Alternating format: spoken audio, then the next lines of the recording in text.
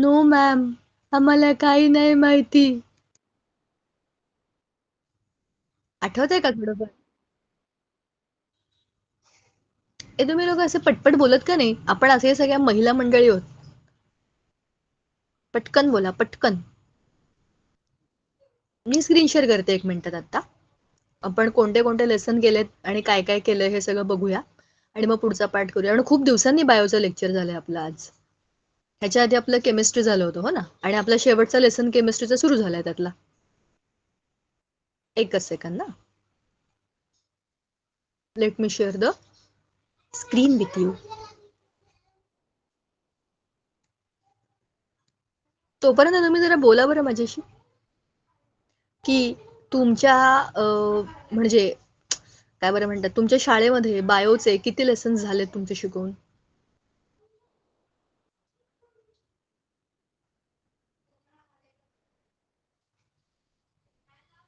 ए तुम्ही एवढं सिक्रेट का, एकदम शांतीत का बसलाय? कोणी काही बोलत का नाहीये?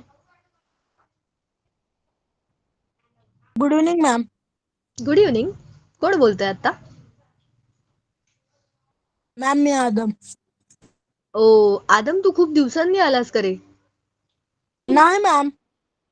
मग मागच्या परवाच्या आपल्या केमिस्ट्रीच्या लेक्चरला तू होतास का? नव्हतं मॅम, मला शेतातून यायला उशीर झालता. Okay okay, no problem. कारण आम्ही त्या दिवशी चेक केलं होतं आपल्या वर्गात किती किती मुली आहेत. सगळ्या मुलीच मुली होत्या. रात्री मी विचारलं होतं, कोणी मुलगा आहे का रे? कोणाचा तरी मुलाचा तरी आवाज येतोय का उत्तर द्यायला, असं आम्ही बघत होतो. तेव्हा कळलं की नाही, क्लासमध्ये सगळ्या मुलीच मुली आहेत. चला, काही प्रॉब्लेम नाही. माझ्या आता मागच्या क्लास मी जॉईन करत होतो मॅम. हा, काहीच प्रॉब्लेम. मला माहिती आहे, मला तुझं नाव लक्षात आहे, म्हणून तर म्हटलं खूप दिवस झाले आपल्या क्लासमध्ये कोणी आलंय कसं नाहीये. बरं चला, सेल आणि सेल ऑर्गनेल्स आपला झालेला आहे. आणि त्याच्यानंतर आपला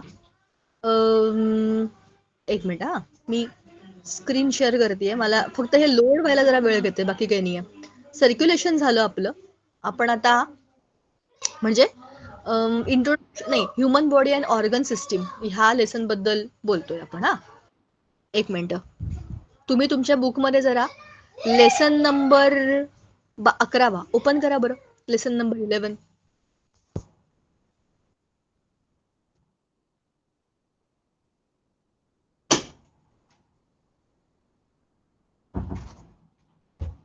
येस. काय आहे? नेटवर्कचा इश्यू कधी सॉल्व्ह होणार आहे मला माहिती नाही, पण बघूया आपण आता. मी एकाच वेळेला सगळं शेअर करून टाकते इकडे, म्हणजे आपलं काम होईल सोपं.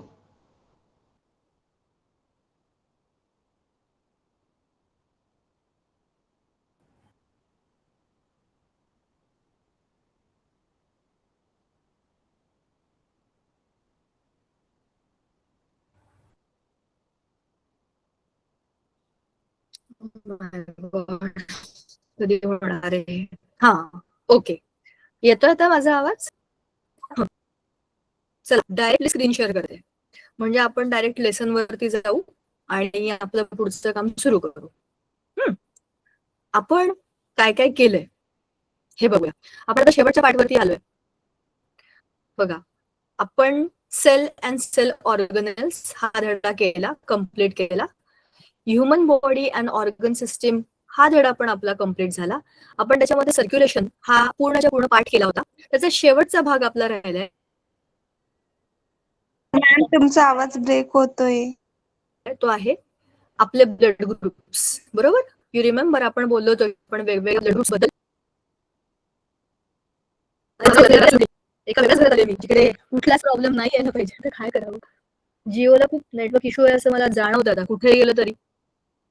मला आता असं वाटतंय मी माझं कार्डच बदलून टाकावं का. आणि स्क्रीन पण शेअर होत नाहीये. कांट शेअर द स्क्रीन म्हणून आलंय. थांबा, परत करून बघूया.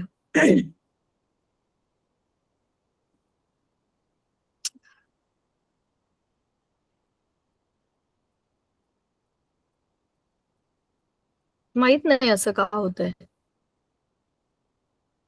आता दिसतेय का माझी स्क्रीन तुम्हाला? सेल आणि cell organelles, human body and organ system ह्या 2 लेसन बद्दल आपण बोललो होतो. तर आपण ह्या धड्याच्या 11th लेसनच्या शेवटाकडे आलोय. कोणता आहे तो आहे आपला ब्लड ग्रुपचा पार्ट. आपण त्याच्याकडे जाऊया directly. That is the end of the lesson. तो झाला की आपण नवं लेसन सुरू करणार आहे. We will start the new lesson today. Human body and organ system या धड्याबद्दल आपल्याला काय काय माहिती आहे बघा. आपण ऑलरेडी आपल्या शरीरातल्या वेगवेगळ्या सिस्टीम्स बद्दल ह्याच्यात डिस्कशन केलंय. सगळ्यात पहिल्यांदा आपण आपल्या रेस्पिरेटरी सिस्टीम बद्दल बोललो. त्याच्यामध्ये एक्सटर्नल रेस्पिरेशन आहे, इंटरनल रेस्पिरेशन आणि सेल्युलर रेस्पिरेशन. या 3 गोष्टी महत्वाच्या आहेत. आपण हे सगळं पीपीटी मध्ये ऑलरेडी केलंय. आता त्यातले महत्वाचे मुद्दे फक्त फोकस करूया आपण, कारण आता धडा आपला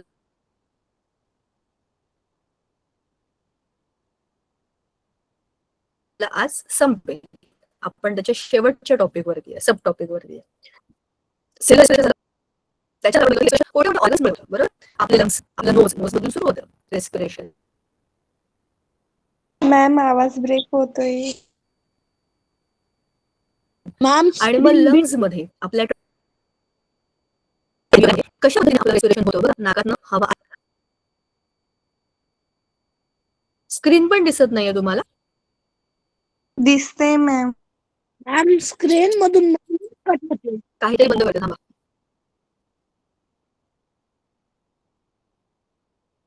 थांबा, माझा आवाज जरा मोठा करू. त्याच्यामुळे येत नसेल का? Let us C.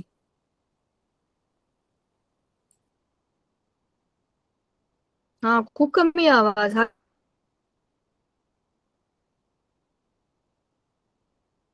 काय आता माझा आवाज येतोय का? बघा. आणि नंतर विंड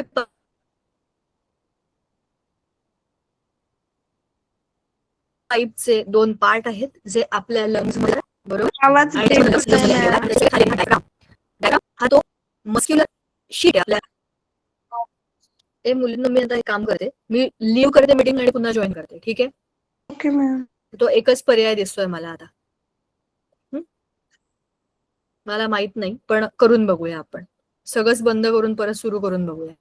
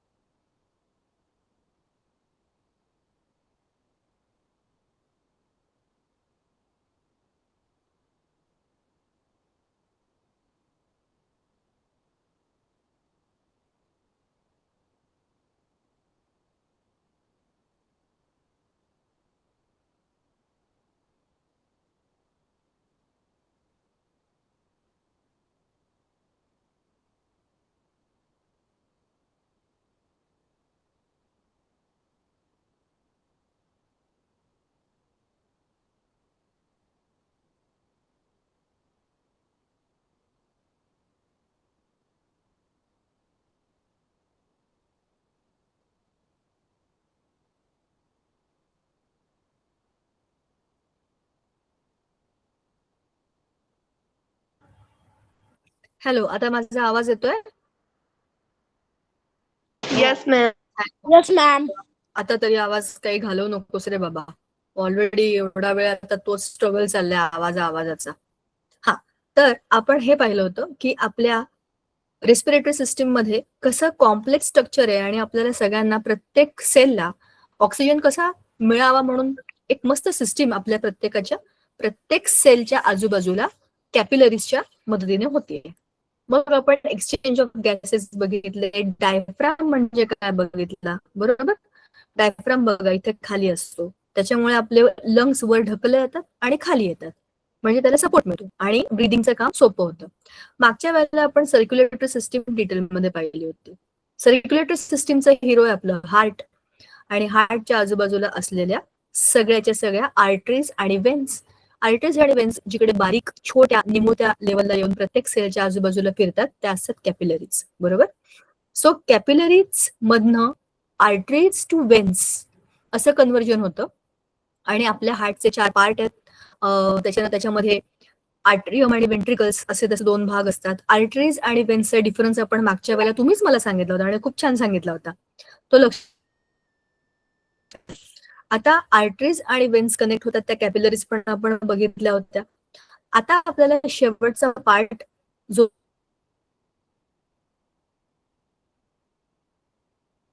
बघायचा आहे तो आहे आपल्या ब्लडचे इम्पॉर्टंट. त्याच्यामध्ये ते कशा असतात, लाखो असतात बघा, 50 to 60 lakhs. कशामध्ये, क्युबिक मिलीमीटर म्हणजे मिलीमीटरचा क्यूब, आणि WBC 5 ते 10,000 एवढा क्युबिक मिलीमीटर. म्हणजे WBC आकाराने मोठे आहेत आणि संख्येने कमी आहेत, पण आरबीसीज ह्या आकाराने छोट्या आणि संख्येने खूप जास्त, कारण त्याच्यामध्ये हिमोग्लोबिन अटॅच असतं. ग्लोबिन म्हणजे प्रोटीन, हिमो म्हणजे लोखंड म्हणजे आयन असलेलं. लोखंड नाही आपल्या शरीरामध्ये फिरत, आयनचे पार्टिकल्स असतात ते. तर ते त्या प्रोटीन मध्ये अटॅच असतात आणि त्याला आपला ऑक्सिजन चिटकलेला असतो. म्हणजेच आरबीसी मधनं आपल्या प्रत्येक पेशीला ऑक्सिजन मिळतो. WBC आपल्या शरीराचे फायटर्स आहेत. ते कोण आहेत, आपल्या शरीराचे आर्मी. इंडियन आर्मी नेव्हर, आपली आर्मी कधीच हरत नाही. नेव्हर गेट्स काय म्हणू शकतो आपण, इट इज नेव्हर गेट, काय म्हणायचं आपण, कभी नाही हारती. चांगल्या भाषेत हिंदी, ओके नाही. इंडियन आर्मी कभी नाही हारती, कारण की ब्रेव असतो आपण. तर असेच आपले WBC आपल्या रक्तामध्ये सगळीकडे फिरत असतात. कोणी कुठूनही अटॅक केला तरी पण WBC त्यांना मारून टाकतात. आता पुढचं आहे फंक्शन्स ऑफ ब्लड. हे आपण मागच्या वेळेला सगळं पाहिलंय बरं का, हे इथपर्यंत पाहिलं होतं आपण, की गॅसेस किंवा हॉर्मोन्स, एन्झाईम सगळं इकडून तिकडे फिरवण्याचं काम आपल्या बॉडीमधनं ब्लड करतं. आणि त्याचबरोबर जे नको आहे आपल्या सगळ्या सेल्स मधनं ते काढून घेण्याचं काम पण ब्लडच करतं. So it is the best circulatory system. सर्क्युलेशनचा अर्थच फिरणे, सर्क्युलेट होणे. आता पुढचा महत्वाचा मुद्दा आहे ह्युमन ब्लड ग्रुप्स. आपल्या सगळ्या ह्युमन्स मध्ये 4 वेगवेगळ्या प्रकारचे ब्लड ग्रुप असतात. तुम्हाला माहितीये का तुमचा ब्लड ग्रुप कोणता आहे? चला आपण विचारूया, एक मस्त मज्जा करूया आपण. चला, आता आपल्या क्लासमध्ये हर्षदा अहिरे, तुमचा ब्लड ग्रुप तुम्हाला माहितीये का? मानसी, श्रुती, मनीषा कोळी, No, ma'am. आदम, प्रणाली, नो नाही मॅम. तुम्हाला कोणालाच माहित नाही तुमचा ब्लड ग्रुप? चला असं करूया आपण, ऋतुपर्णा कुंभोळी, तुम्हाला माहिती आहे येस तुमचा मॅम. ब्लड मला ग्रुप? ओ सांगा मग पॉझिटिव्ह. आम्हाला. O positive ma'am. O positive, very good. Pranali, तुला माहिती आहे तुझा ब्लड ग्रुप? Yes ma'am. सांगा. A+. आदम सांगा. यस मॅम, माझं ओ A+. पॉझिटिव्ह आहे. B positive. हो. मानसी तुझा? A positive ma'am. O positive. Okay. चला, संगीता मैम, आपका ब्लड ग्रुप कौन सा है? संगीता मैम है क्या? संगीता मैम, आपका ब्लड ग्रुप कौन सा है जी? काहीतरी कामात असेल त्या. माझा ब्लड ग्रुप तुम्हाला माहितीये का कुठला आहे? सांगा ना मॅम. No ma'am. अरे माझा ब्लड ग्रुप माझ्यासारखाच आहे, बी पॉझिटिव्ह. ऑलवेज पॉझिटिव्ह, काही टेन्शन नाही, जे होईल ते होईल असा बी पॉझिटिव्ह. माझा जसा स्वभाव आहे तसा माझा ब्लड ग्रुप पण आहे. सो असे जे आपले सगळे ब्लड ग्रुप असतात हे 4 प्रकारचे असतात. The reason to ask you this is, आपल्याला आपल्या आजूबाजूला असलेल्या माणसांचे ब्लड ग्रुप माहिती असले पाहिजे. आपल्या फॅमिली मेंबर्सचे ब्लड ग्रुप आपल्याला माहिती पाहिजे. स्वतःचा पण ब्लड ग्रुप आपल्याला माहिती पाहिजे. आणि त्याचं टेन्शन घ्यायची काहीच गरज नाहीये. वर्षातनं एकदा आपण असं एकदम बेकार आजारी पडतो ना, तेव्हा डॉक्टर सांगतातच ब्लड टेस्ट करून घ्या. जेव्हा ब्लड टेस्ट करतो आपण तेव्हा त्याच्यामध्ये आपला ब्लड ग्रुप चेक करण्याची टेस्ट ऑटोमॅटिक असतेच. आणि जेव्हा आपला जन्म झाला तेव्हा हॉस्पिटलच्या फाईलमध्ये पण जन्माला आल्या आल्या आपला ब्लड ग्रुप चेक केला होता. तर आपल्याला आपला ब्लड ग्रुप कोणता आहे त्या फाईलमध्ये पण सापडतो. आणि खूप वर्षात आपण आजारी पडलो नसू तरी पण तो कुठेतरी आपल्याला माहिती असतो. आपल्या आईबाबांना जनरली आपला ब्लड ग्रुप माहिती असतो. आता तुम्ही बोला. मॅम मला एक प्रश्न होता, विचारू का? बर मॅम वाय नॉट विचारा.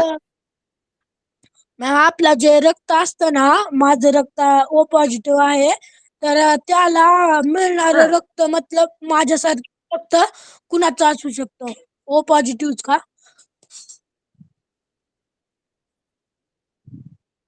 हा ओ आता त्याच्यावर पॉझिटिव्ह एक मस्त टेबल आहे, मी दाखवेन तुम्हाला. कोणी कोणाला येस ओ पॉझिटिव्हला ओ पॉझिटिव्ह रक्त देऊ शकतो. पण कोण कोणाला रक्त देऊ शकतं याचं एक मस्त टेबल आहे, मी तो ग्रुपवर टाकेन. आपल्या पीपीटी मध्ये पण तो आहे, मस्त मोठा टेबल आहे. आधी आपण बाकीच्या ब्लड ग्रुपचं पण समजून घेऊ आणि चुकीचे ब्लड ग्रुप चुकीच्या लोकांना दिल्यावर काय होतं ते पण समजून घेऊ. चला आता असं करूया आपण एक सोपं एक्झाम्पल. उदाहरण सांगतो तुम्हाला. हे एक आहे बीकर किंवा एक ग्लास आणि याच्यामध्ये मी पाणी टाकलंय आणि याच्यामध्ये मी वरून पुन्हा पाणी ओतलं तर काय होईल? पाण्यामध्ये पाणी मिक्स झाल्यावर काय होईल? काहीच होणार नाही. दोघंही एकरूप होतील कारण पाणीच आहे. दुसरी केस, ह्या ग्लासमध्ये मी खाली पाणी घेतलंय आणि वरनं मी त्याच्यामध्ये गढूळ पाणी टाकलं. पाणीच आहे पण ते गढूळ आहे तर काय होईल? ह्या पाण्यामध्ये वरच्या पाण्यामुळे डिस्टर्बन्स होईल. कळलं का? गढूळ पाणी चांगल्या पाण्यामध्ये मिक्स होईल, त्याच्यात मातीचे कण मिक्स होतील आणि अतिरिक्त माती खाली जाऊन जमा होईल. तिसरी केस, पाणी घेतलं आणि त्याच्यामध्ये तेल टाकलं. तेल आणि पाणी तर कधीच मिक्स होणार नाही, म्हणजेच ते वेगवेगळे राहतील. आता हे तुम्हाला 3 उदाहरणांमधनं मी जे काही सांगितलंय ते सेम होतं ब्लड ग्रुप्स चुकीचे एकमेकांना दिले तर. पूर्वी काय व्हायचं माहितीये का? पूर्वी जेव्हा लोकांना ब्लड ग्रुप बद्दल फार माहिती नव्हती तेव्हाची गोष्ट आहे. माणसाला बरं नाही तर मग रक्त द्या. तो हेल्दी माणूस आहे त्याच्याकडून ज्याला गरज आहे अशा माणसाला रक्त दिलं जायचं. पण रक्त दिल्यानंतर कधी कधी तो माणूस दगावायचा. म्हणजे ज्याने रक्त घेतलंय तो मरून जायचा. म्हणजे ब्लड बॉडीमध्ये गेल्या गेल्या झटके यायचे, काहीतरी व्हायचं आणि तो मरायचा. किंवा नंतर काहीतरी त्याला रोग झाले असं समजायचं, त्याच्याकडे कधी पूर्वी नव्हते. हे असं कशामुळे व्हायचं? रक्तामधून येणारे काही रोग, म्हणजे जो डोनर असतो, जो ब्लड देतो त्याला ब्लड डोनर म्हणतात, बरोबर? तर हे जे ब्लड डोनर असतात त्यांच्या शरीरामधनं आलेलं हे रक्त आपल्या शरीरामध्ये, जसं मी तुम्हाला म्हटलं की ह्या ग्लासमध्ये पाणी आहे, तसंच पाणी मी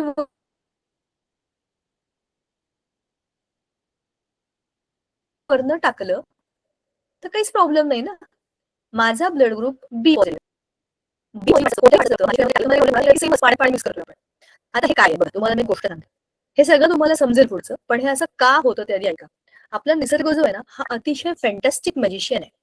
म्हणजे इतका काय बरं म्हणतो आपण की इतका विचारपूर्वक, इतका इंटेलिजंट मॅजिशियन जगात दुसरा कोणताच नाही इतका निसर्ग आहे. निसर्गाने प्रत्येक गोष्टीची सिस्टीम ठरवलेली आहे. म्हणजे अनेक प्रकारची माणसं जन्माला आली. माणसं ज्या ज्या प्रदेशामध्ये गेली, ज्या ज्या ठिकाणी राहिली, बरोबर, अनेक फिजिकल केमिकल चेंजेस त्यांच्या शरीराला अनुभवायला मिळाले. त्याच्यामुळे त्यांच्या शरीरामध्ये काही बदल झाले, त्याला आपण अडॅप्टेशन म्हणतो. ह्या सगळ्यांमधनं आईबाबांकडनं मुलांकडे, मुलांकडनं त्यांच्या मुलांकडे असे हेरिडिटरी काही काही गुण आले आणि ह्या सगळ्यांमधनं आपल्या वेगवेगळे ब्लड ग्रुप्स डेव्हलप झाले. सोप्या आणि साध्या सिस्टीम प्रमाणे निसर्गामध्ये 4 मुख्य प्रकारचे ब्लड ग्रुप आहेत. Okay, A B, A B आणि ओ. त्याचा अर्थ काय? ए बी, ए बी ह्या दोघांचं मिक्सचर आणि ओ मध्ये ए पण नाही बी पण नाही असा याचा साधा अर्थ होतो.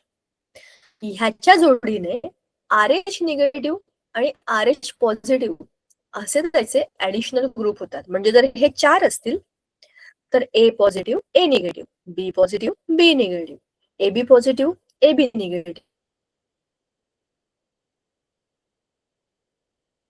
मॅम आवाज break. O positive, O negative असे 8. Yes ma'am. पुन्हा असं नका म्हणू, असं म्हणलं की मला वाईट वाटतं. आता मी काय करू मुलींनो, मी आता काय करू? गच्चीत जाऊन बसू का सांगा मला तुम्ही? काहीच करू शकत नाहीये मी आता. पण क्या करे भैया, मला नेटवर्क तर पूर्ण दाखवत आहे इकडे. मॅम फुल नेटवर्क आहे. मला माझ्या फोनला पण आहे, इथे पण आहे. तुम्हाला नेटवर्क नाही का? बोला. फुल मॅम मी नेटवर्क तुम्हाला एक उपाय बाकी मॅम मला एक उपाय सांग ना. नेटवर्क प्रॉब्लेम साठी उपाय सांग ना. तिथं बाहेर जा आणि बसा. तिथे बाकीचे बी लोक ते असतील त्यांना बी दाखवा आणि बाहेर मस्त पैकी बसा. बाहेरचे दृश्य बी बघता येईल आणि शिकवता बी येईल. कोण आहे हा बुद्धिमान माणूस? रात्री मला वेगवेगळे दृश्य सांग. आता खूप सारे मच्छर आणि मी बाहेर गेले की त्यांच्या डिनरची सोय होईल आणि मला काहीही फरक पडणार नाही, कारण इथे जे नेटवर्क आहे ते मी ऑलरेडी खिडकीत माझा फोन ठेवून मला आलेलं आहे. आता खिडकीच्या बाहेर मी 3ऱ्या मजल्यावर आहे. इथून उडी मारली तर मी डायरेक्ट खाली जाईन. असं नाही करू शकत आहे मी. पण आय एम जस्ट थिंकिंग की काय प्रॉब्लेम झाला असेल. मी आज दुसऱ्या घरात आहे. माझ्या घरात नेटवर्क प्रॉब्लेम आहे, चला मान्य आहे. तिथे रस्त्याचं काम चाललंय, खोदकाम चाललंय, चला अंडरस्टूड. पण इथे तर काही प्रॉब्लेम नाहीये. इथे का असं व्हावं? मला असं वाटतंय सध्या नेटवर्कला पण भविष्याचं टेन्शन आलंय. पण एनिवेज तुझा सल्ला मला आवडला. पण तो मी एक्झिक्यूट करू शकत नाही. आणि आता तू मोबाईल बंद कर. मी काय करते, मी खिडकी बदलते, दुसऱ्या खिडकीजवळ जाते. ठीक आहे, चेक करूया आपण इथे तरी माझा आवाज नीट येतोय का. त्यातल्या त्यात एवढंच शक्य आहे. काय आहे, काय घराच्या बाहेर तर मला जाणं शक्य नाहीये. हा, तर सांगायचा मुद्दा असा आहे की आपल्या आजूबाजूला असलेल्या लोकांचे ब्लड ग्रुप आपल्याला माहिती असायला पाहिजे. तर निसर्गाने 4 मेन प्रकारचे ब्लड ग्रुप बनवलेले आहेत. ए, बी, AB आणि O. ह्याच्यामध्ये जसं मी तुम्हाला म्हटलं, काही पॉझिटिव्ह काही निगेटिव्ह. आता बघा, चेक करा. मी आता ती खिडकी पण आणखी उघडून ठेवली, तिथे माझा फोन ठेवून दिलाय.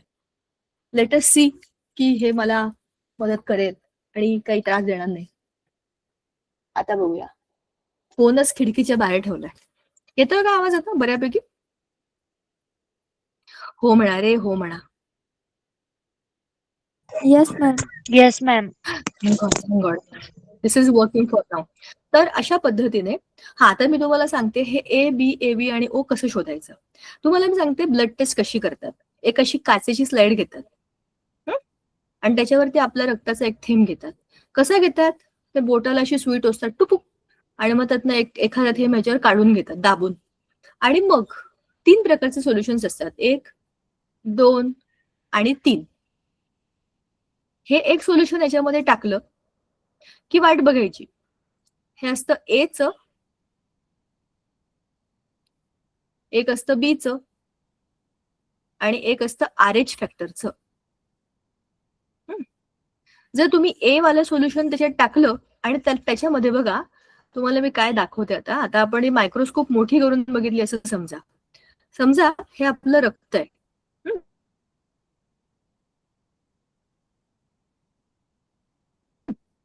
इथे पसरलेलं सगळं आणि त्याच्यावरती कव्हर स्लिप असते बरं का. हे तर ह्याच्यामध्ये काय होईल, ह्याच्यामध्ये ना असं सगळं घट्ट डॉट डॉट जमा होतील इकडे. हा, म्हणजे त्याचे खालच्या बाजूला जसं आपण म्हणतो प्रेसिपिटेट जमा, की हे लिक्विड होतं की नाही चांगलं पसरलेलं, त्याच्यामध्ये काहीतरी घट्ट जमा झाले, तर तुमचा ब्लड ग्रुप आहे A.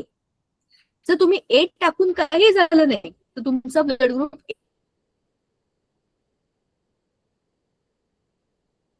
A नाहीये. मग तुम्हाला बी टाकून बघायचं. बी टाकून आणि बी मध्ये पण आलं तर मग काय तुमचा ब्लड ग्रुप काय AB. बरोबर. आता हे झालं आपल्या A. आता RH फॅक्टर बघायचं असेल तर काय करायचं, त्या स्लाइडवरती, दुसऱ्या स्लाइडवरती परत रक्ताचा एक थेंब टाकायचा आणि त्याच्यावर आता फक्त RH फॅक्टरचं जे सोल्युशन असतं ते केमिकल असतं त्याच्यात टाकायचं. जर ह्याच्यामध्ये ते गोठलं किंवा असं ते काय बरं म्हणतात सॉलिडिफाय झालं तर तुमचं आहे RH पॉझिटिव्ह. मग तुमचं काय असेल AB बी पॉझिटिव्ह, ओ पॉझिटिव्ह. हे कशामुळे होतं? हे टाकलं की होतं, पण जर काही झालं नाही तर ते काय आहे? Negative, negative, negative. अशा पद्धतीने आपली ब्लड टेस्ट केली जाते आणि आपला ब्लड ग्रुप काय आहे हे आपल्याला सांगितलं जातं.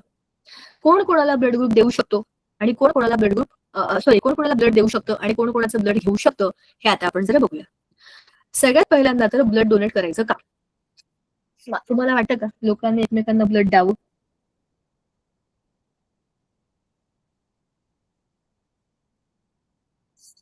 बोला की, मी तुम्हाला प्रश्न विचारला. लोकांनी ब्लड डोनेट करावं असं तुम्हाला वाटतं का? Yes, ma'am. Yes ma'am. का बरं? का बरं? ब्लड डोनेट का केलं पाहिजे? काय होतं त्याने?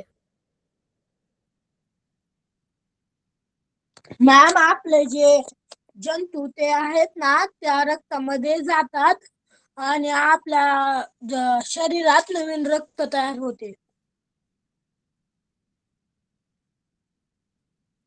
हम्म.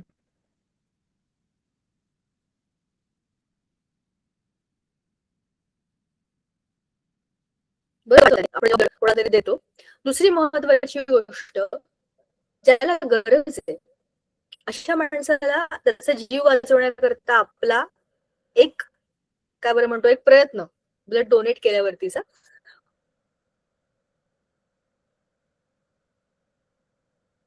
खूप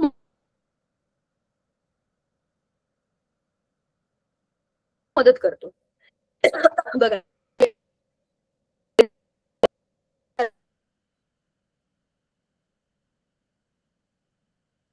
त्यांना जेव्हा हे ब्लड डोनेट केलेलं सप्लाय करतो तेव्हा त्या मुलाचा, त्या आजारी माणसाचा किंवा ऍक्सिडेंट मध्ये अडकलेल्या लोकांचा पण जीव वाचतो. सो आपण खरं तर लोकांना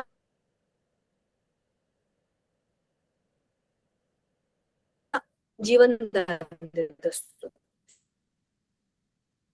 तुम्ही हेल्दी माणूस ज्याच्याकडे बघून असं वाटेल की हा चांगला स्ट्रॉंग आहे, ह्याच्या अंगात भरपूर रक्त आहे.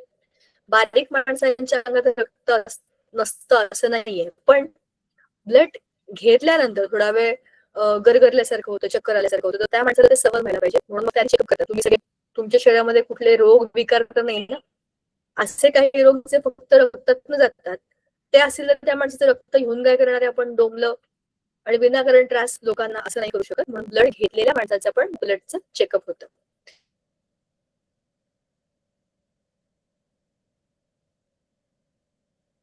आता ज्या ठिकाणी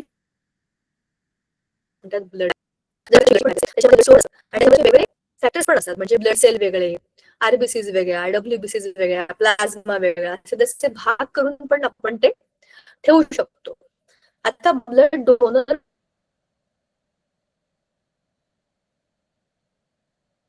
म्हणजे कोण? जो ब्लड देतो तो. आणि ब्लड रेसिपियंट म्हणजे कोण? जो ब्लड घेतो तो. समजा मला कोणाला तरी रक्तदान करायचंय, तर माझं रक्त मी दिलं ना, तर मी कोण होईल? डोनर. आणि रेसिपियंट म्हणजे ती व्यक्ती ज्याला रक्ताची गरज आहे. तुम्हाला माहिती आहे का, असतात अशा अनेक सोशल संस्था असतात जिकडे हे आपल्याला सांगतात की ह्या ह्या रक्ताची किंवा कोणाच्या ओळखीत असं असं देतात. ठीक आहे. आता person of the blood group. Ma'am तुमचा आवाज येत नाही, ब्रेक होतोय खूप. O can donate the blood to the person having any other blood group. O blood group. Ma'am आवाज ब्रेक होतोय. O खूप आवाज ब्रेक होतोय. called as universal donor and universal recipient.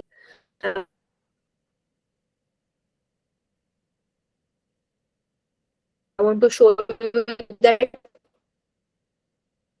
अशी उघडून ठेवलं होतं, पण रक्त देतो. मॅम काहीच समजत नाहीये तुम्ही बोलत आहे तर.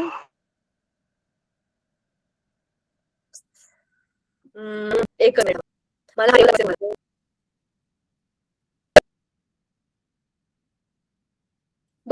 चला थोडस पुढे जाऊया आपण. ब्लड ग्रुप कसे ठरतात? हे ब्लड ग्रुप हे आपल्या आपल्या आईबाबांमुळे आपल्याकडे आलेले असतात. हे मी हे ओव्हर केलं व्हिडिओ म्हणून ते slow झालं. आता मला येस आवाज मॅम. येतोय? येस मला मॅम. आवाज येतोय आता? हो बघ इकडे मी ते टेबल उघडणार होते ना म्हणून ते सगळं स्लो झालं आणि सगळा आवाज गेला. शी जाऊ दे, नंतर तुम्हाला ग्रुपवर पाठवते मी. तुम्हाला ते कळण्याची मतलब आहे. त्याचा एक मस्त व्हिडिओ पण आहे, तो पण पाठवते. ठीक आहे. आता आपला ब्लड ग्रुप कोण ठरवतो? हेरिडिटी. तुम्हाला माहितीये माझा ब्लड ग्रुप बी पॉझिटिव्ह आहे, पण माझ्या आईचा आणि माझ्या बाबांचा ब्लड ग्रुप काय आहे तुम्हाला माहितीये का? मी सांगते. माझ्या बाबांचा ब्लड ग्रुप आहे ओ पॉझिटिव्ह आणि माझ्या आईचा ब्लड ग्रुप आहे बी पॉझिटिव्ह. तर आईचा किंवा बाबांचा कोणाचाही ब्लड ग्रुप आपल्याकडे येऊ शकतो. माझा पण बी पॉझिटिव्ह आहे, माझ्या भावाचा पण बी पॉझिटिव्ह आहे, पण आमचा ब्लड ग्रुप ओ पॉझिटिव्ह पण होऊ शकला असता. आपल्या आईबाबांकडून आपल्याकडे ह्याचे जीन्स येतात. So blood transfusion is perform only after the blood group matching. मगाशी मी तुम्हाला म्हटलं की नाही ग्लासमध्ये पाणी घेऊन, हे मॅच केल्यानंतरच ठरतं की ह्याला हे ब्लड द्यायचं का नाही. It is done without if it is done without matching it can prove fatal. म्हणजे मृत्यूस्पद, तो माणसाचा मृत्यू होऊ शकतो. Person who donates the blood may be recipient in future. ज्या माणसाने आज ब्लड दिलंय कदाचित त्याला उद्या पण कोणाकडनं ब्लड घेण्याची गरज पडू शकते. सो आपण हे ब्लड कोणालाही देताना त्याच्याबद्दल कुठला असा विचार नाही केला पाहिजे की मी दान करतोय, मी हे करतोय. अरे असं नसतं. आपल्याला आज आपण दिले कारण आपल्याकडे आहे, पण उद्या कधी आपल्याला पण त्याची गरज पडू शकते. चला एक चांगला माझ्या घरातला तुम्हाला मला अनुभव सांगायचा आहे. माझा भाऊ आहे ना, दरवर्षी स्वतःच्या वाढदिवसाला जाऊन ब्लड डोनेट करतो. तर म्हणतो वर्षात एकदा तर आपण हे काम करू शकतो. मग असा दिवस का नाही ठरवायचा जो स्पेशल आहे, जो आपल्या कायमच लक्षात राहतो. मग तो स्वतःच्या बर्थडे शिवाय कोणता असू शकतो. तर तो त्याच्या बर्थडेला जातो ब्लड बँकेमध्ये आणि त्याचं ब्लड डोनेट करून येतो. तुम्ही पण मोठे झाल्यावरती हेल्दी छान जेव्हा असाल तेव्हा ब्लड डोनेट करा. माझी पण इच्छा आहे, पण खरं सांगायला मला ना इंजेक्शनची खूप भीती वाटते. सुई बी टोचायची पण खूप भीती वाटते. आणि आपल्या शरीरातनं कोणीतरी ब्लड काढून घेणार आहेत या विचाराने पण भीती वाटते. खरं तर ते ब्लड जास्त घेत पण नाहीत. ते हार्डली 350 ml ब्लड घेतात. सो ते काही फार जास्त नाहीये आणि तेवढं तर आपल्या 2 दिवसामध्ये आपल्या बॉडीमध्ये तयार होतं. बघा इथे दिलेलं आहे hardly 350 ml blood it's is collected from a person. जास्त पण नाही. आणि ते 24 तासातच पुन्हा बनतं. ह्याच्यामुळे आपल्या शरीरामध्ये चांगलं ब्लड प्रोडक्शन होतं. रॅदर याची गरज असते. मी जेव्हा पहिल्यांदा गेले होते ब्लड डोनेट करायला तेव्हा त्यांनी मला माझं वजन बघून मला सांगितलं होतं की तुमचं वजन कमी आहे, तुम्हाला थोडं वजन वाढवायला पाहिजे आणि मग आम्ही तुमचं ब्लड घेऊ, नाहीतर आम्हाला तुम्हालाच परत ब्लड द्यावं लागेल. सो म्हणून ब्लड डोनेट करताना तुम्ही आधी छान मस्त हेल्दी व्हा, स्ट्रॉंग व्हा आणि मग जा. मग तुम्हाला असं कोणी म्हणणार नाही. आता ब्लड प्रेशर हा एक महत्वाचा मुद्दा. आणि high blood pressure, low blood pressure काय असतं ते बघूया. आपल्याला माहितीये की आपलं ब्लड जे आहे हे आपल्या हार्टमधनं पंप होत असतं. त्याचे 2 प्रकार आहेत, सिस्टॉलिक आणि डायस्टॉलिक प्रेशर. सिस्टॉलिक, डायस्टॉलिक म्हणजे आपल्याला हार्टची आता रचना माहितीये बरोबर. असे 2 भाग आणि असे 2 भाग. जेव्हा बघा वरून खाली रक्त जेव्हा येतं त्याला एक आपण त्याचा धक्का म्हणूया, धप. आणि ह्याच्यामध्ये जेव्हा ब्लड येतं तेव्हा त्याचा दुसरा भाग, धप धप असा जो आवाज लब डब लब डब आपण मागच्या वेळेला बोललो होतो की नाही हार्ट मधला. तर एकदा इकडनं खाली प्रेस होणं आणि एकदा ह्याच्यामध्ये ब्लड येणं, ह्या दोनही प्रेशर्सना सिस्टोलिक डायस्टोलिक असं म्हणतात. ठीक आहे. मग ह्या दोघंही प्रेशर्सना मोजलं जातं. एका नॉर्मल हेल्दी माणसामध्ये ते 120/80 मिलीमीटर एवढं असतं. ठीक आहे. पण म्हणजे हे कशामध्ये HG म्हणजे पारा असतो त्याच्यामध्ये, याच्यामध्ये पारा असतो. आणि तुम्ही कधी चेक केलंय का, ह्याला स्फिग्मो मॅनोमीटर म्हणतात.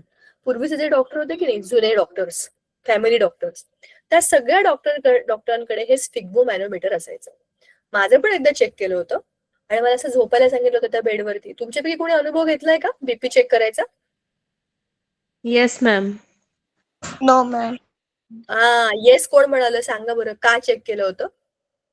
मॅम मला डेंग्यू झालेला ना. आणि शपथ, कधी मागच्या वर्षी? मी 6th स्टँडर्ड मध्ये असताना रात्री 12 वाजता मला जळगाव ऍडमिट केलं होतं मॅम. ओ अच्छा. मग कसं काय कळलं की डेंग्यू झालाय? ब्लड चेक केलं होतं मॅम. हम्म. आणि जेव्हा आम्ही डॉक्टरकडे गेलो तेव्हा डॉक्टर बोलला आयसीयू ऍडमिट करावं लागेल. अरे बापरे, त्याच्यात खूप लवकर लवकर प्लेटलेट्स कमी होतात ना. येस मॅम, 32,000च प्लेटलेट्स होत्या. बापरे. आणि मग किती दिवस ऍडमिट ठेवलं होतं? 7 दिवस. आई शपथ. शाळेला सुट्टी मिळाली असेल पण नको नको वाटते ती. असं वाटतं नाही शाळा बरी आहे. ती गोळ्या औषधं इंजेक्शन सलाईन नको वाटतात. खरं आहे ते, बरोबर आहे. येस तर मॅम. तेव्हा तेव्हा हे स्फिग्मोमॅनोमीटर तुला लावलं असेल डॉक्टरांनी असं. मला पण येस एकदा लावलं मॅम. होतं. मला मला काय झालं होतं माहितीये, मी जेव्हा कॉलेजमध्ये होते ना, मी जेव्हा 12वीला होते तेव्हा मला काय बरं म्हणतात यार ते त्याने त्याच्यात खूप डोकं दुखतं. सांगते मी, मला त्याचं नाव पटकन लक्षात येत नाहीये. तयार लावायचं. अ अ अ काय असतं ते, let me recollect it after some time. पण काहीतरी झालं होतं डेंजरस. खूप ताप आला होता आणि ताप जातच नव्हता. आणि ताप आला की डॉक्टर पहिल्यांदा म्हणतात व्हायरल फीवर आहे, ही घ्या औषधं, ती घ्या औषधं करून त्यांनी मला सगळी औषधं दिली. आणि मग 8 दिवस झाले, 2 वेळा औषधं बदलली आणि इतकी घाणेरडी कडू औषधं दिली होती, पण तरी माझा ताप काही जात नव्हता. आणि मग जेव्हा त्यांनी सांगितलं आता ब्लड टेस्ट करा, तेव्हा कळलं काय झालं होतं मला. शी, लक्षात नाही येते. पण जेव्हा ते झालं होतं तेव्हा त्यांनी माझं हे बीपी चेक केलं होतं. असं झोपवून असं हाताला ही पट्टी-बिट्टी बांधली होती. आणि मी विचार करत होते हे करतायत काय? हे दाबतायत, सोडतायत आणि इथून तो पारा वर जायचा, खाली यायचा, वर जायचा, खाली यायचा. म्हणलं ये सब ठीक है, पर समझ में कैसे आ रहा है क्या चल रहा है इसमें? तर त्या डॉक्टरांना बरोबर ती सिस्टीम माहिती असते. आपण ही पट्टी आहे ना, ही पट्टी ही आपल्या हाताला गुंडाळलेली असते, दंडाला येते बाजूमध्ये. आणि ना आपल्या ह्या वेन्स मधलं जे काही आपल्या आर्टरीज, वेन्स काय माहिती काय मोजतात ते, पण त्याच्यातलं जे, कारण ह्या आपल्या ब्लडच्या पाईपलाईन्स आहेत ना आपल्या बॉडीमध्ये, त्यांना प्रेशर असतं, त्याच्यामध्ये प्रेशर असतं आणि तेच मोजायचं असतं. तर हृदयाकडून जाणारं रक्त 120 आणि हृदयाकडे येणारं रक्त 80 अशा स्पीडने समजा आपण. तर मग ह्या प्रेशरला मेजर करण्याकरता ते 120-80 120-80 असं बरोबर आहे का हे चेक करत असतात. त्याच्याहून जास्त असलं तर मग तुम्हाला हाय बीपी आहे आणि त्याच्याहून कमी असलं तर तुम्हाला लो बीपी आहे.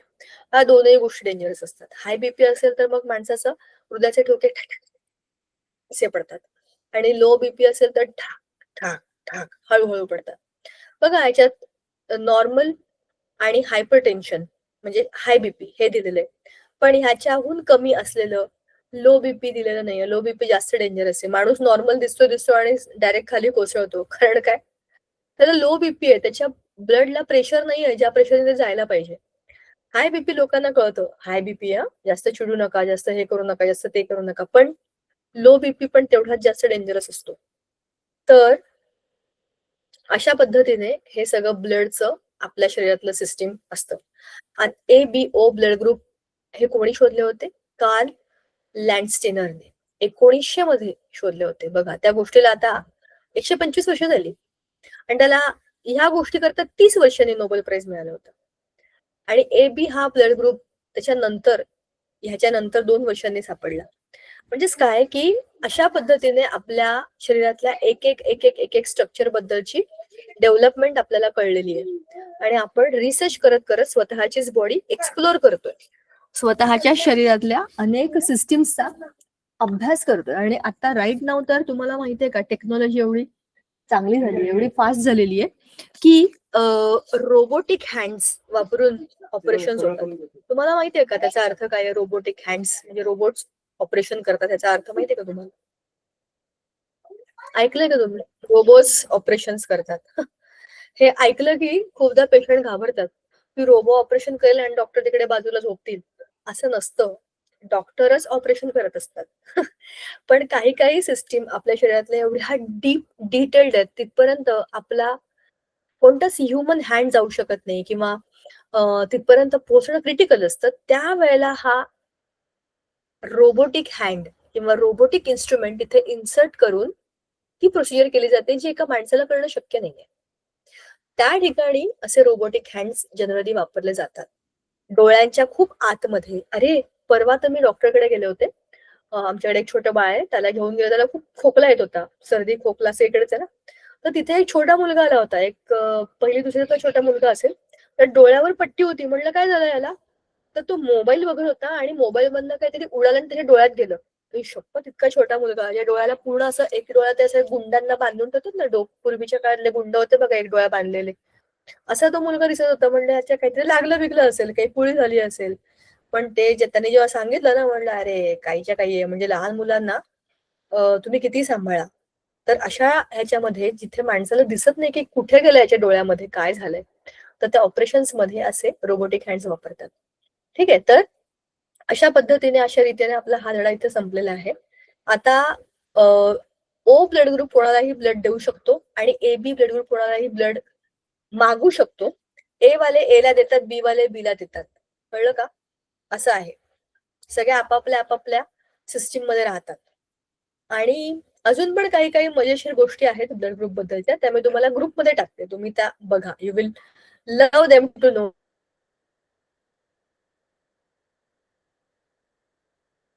ओके, अरे असं पण काही ब्लड ग्रुप असतो का? एक ब्लड गोल्डन ब्लड ग्रुप नावाचा पण ब्लड ग्रुप आहे. आपल्याला पुस्तकात नाहीये पण आपल्याला माहिती असावी, एक ऍडिशनल माहिती म्हणून. आपला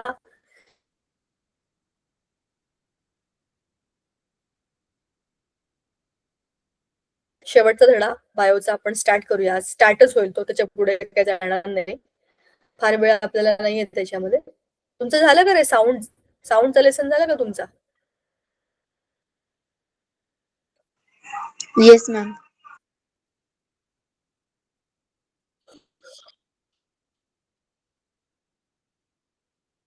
एवढे मोठे मोठे पॉज घेताना तुम्ही, मला असं वाटतं की माझा आवाज परत केला.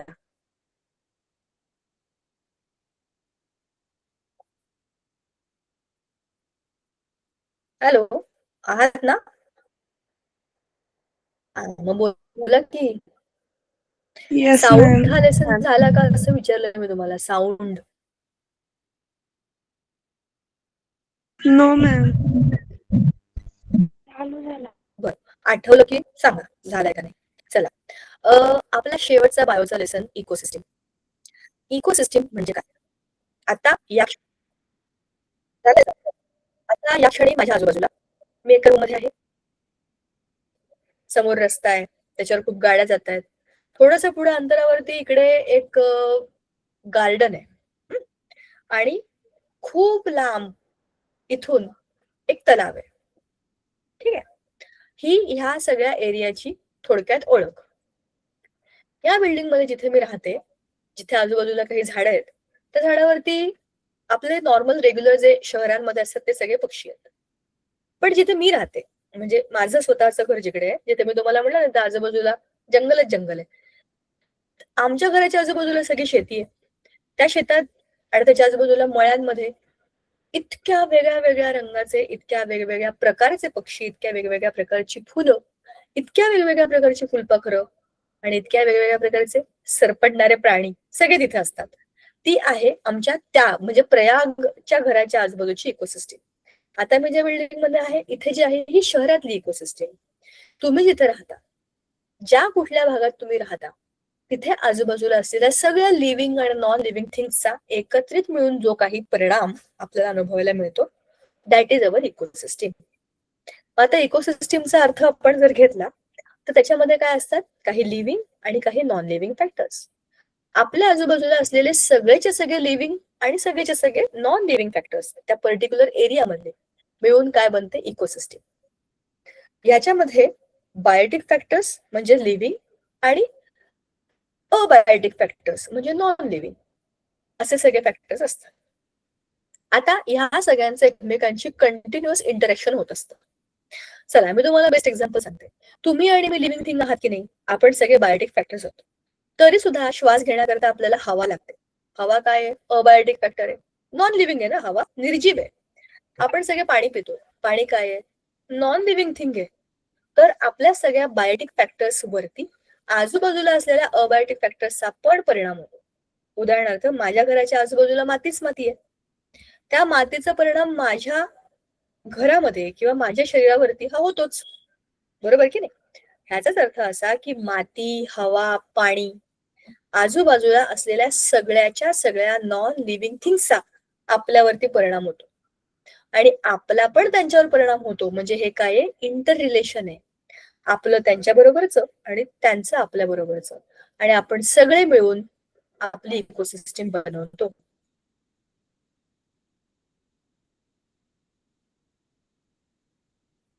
ठीक आहे. इकोसिस्टीम कळलं काय? अतिशय सोपा आणि एकदम मस्त धडा आहे. तर इकोसिस्टीम मध्ये काय? Abiotic factors, biotic factors. Abiotic factors मध्ये कोणते? Physical factors. त्याच्यामध्ये कोणतं? एअर, वॉटर, नंतर water vapour, mineral, soil, sunlight. सगळ्यात महत्वाचा आपल्या आयुष्यातला हिरो आहे सनलाइट. अगर ये सन ही नहीं होगा तो कुछ भी नहीं होगा भैया. म्हणजेच काय? जर सूर्यच नसेल, सूर्याची किरणच नसेल तर सकाळच होणार नाही. सकाळ झाली नाही तर आपण उठणार नाही, झाडं उठणार नाही, झाडं उठली नाही तर अन्न होणार नाही, अन्न होणार नाही तर प्राणी जगणार नाही, प्राणी जगणार नाही तर आपण जगणार नाही. अशा पद्धतीने सगळी सिस्टीम कोलमडेल. म्हणजे आपल्या सगळ्यांचा अन्नदाता आहे आपला सूर्यदेव. ह्याच्यामुळे आपल्या आजूबाजूची हवा, पाणी, सगळ्यावर परिणाम सनलाईटचा होतो. मग आहेत केमिकल फॅक्टर्स. केमिकल फॅक्टर मध्ये कोण आहेत? इनऑर्गॅनिक आणि ऑर्गॅनिक सबस्टन्सेस. इनऑर्गॅनिक म्हणजे कोण? ते सगळे ज्याच्यामध्ये कार्बन आणि हायड्रोजन नाहीये, बाकी सगळे. ऑर्गॅनिक मध्ये कोण येतील? Proteins, carbohydrates, lipids. हे सगळे आपल्या शरीरामध्ये ऑटोट्रॉपिक अन्न निर्माण करणारे प्रोड्युसर्स, ग्रीन लिफी व्हेजिटेबल्स किंवा ग्रीन प्लांट्स म्हणजे प्लांट्स. हे एकुलते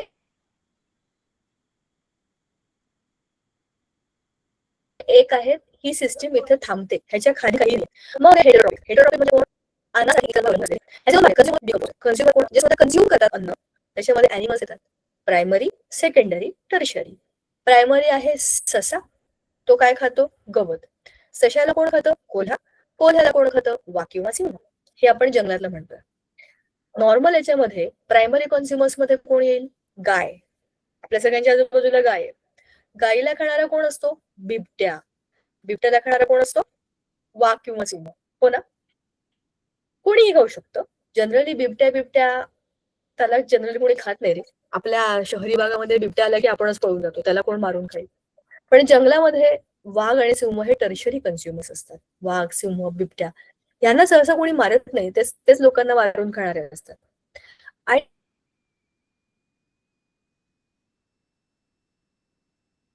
आणि मग येतात दुसरे हिरो. जसं सगळ्यांना गाय बनायची खबर असते. एखादा प्राणी वनस्पती मेली रे मेली की यांचं काम सुरू होतं. म्हणजे हे खरं तर क्लिनिंग करतात. म्हणजे जितके महत्वाचे हे तितकेच महत्वाचे हे. पुढच्या वेळेला बघूया. असंही नेटवर्कने आज आपल्याला भयंकर त्रास दिलेला आहे. इकोसिस्टीम म्हणजे काय आपण बघितलं. स्ट्रक्चर ऑफ इकोसिस्टीम आपण पुढच्या वेळेला सुरू करू. पुढच्या वेळेला हा धडा आपला नक्की संपेल. तोपर्यंत मी बघते जिओचं सिम कार्ड करते. ठीक आहे, चला भेटूया पुढच्या वेळेला. थँक्यू सो मच मुलांनो, आणि sorry for the network issue. Thank you. Bye, ma'am. Good night, ma'am. Bye ma'am. Good night, ma'am. Bye.